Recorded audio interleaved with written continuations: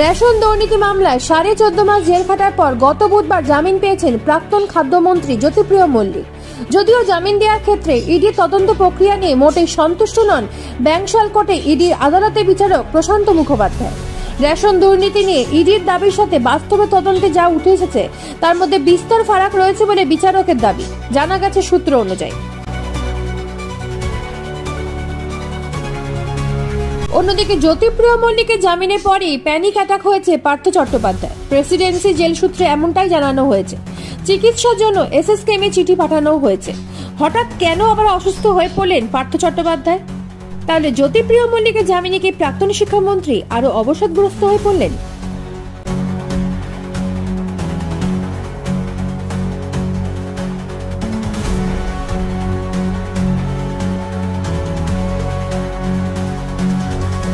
নিজস্ব প্রতিনিধি report, news prime Bangla.